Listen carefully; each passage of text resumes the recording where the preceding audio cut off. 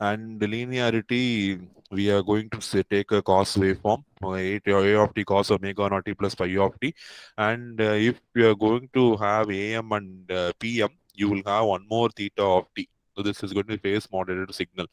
So the input signal bandwidth is much less than the power amplifier bandwidth. Then this power amplifier can follow the dynamics closely. That's what they're saying is, if the power amplifier can hold the entire signal, then non-linearity will not happen. The bandwidth of power amplifier is completely enough to hold the input signal. Now, the power amplifier will closely follow the input signal. It will not go non-linear.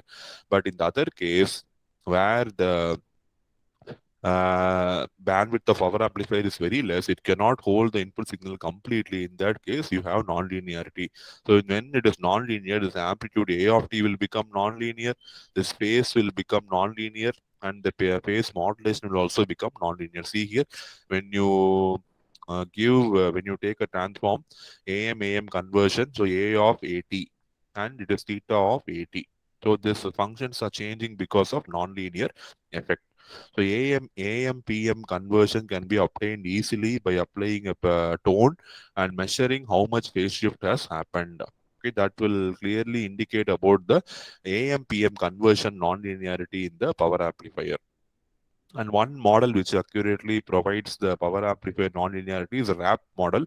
And the equation is given by G of V in equal to alpha V in by 1 plus V in by V naught power 2M, the whole power 1 by 2M. So alpha is going to denote the small signal gain when Vn equal to 0, and V naught and M are fitting parameters. So this is an empirical model.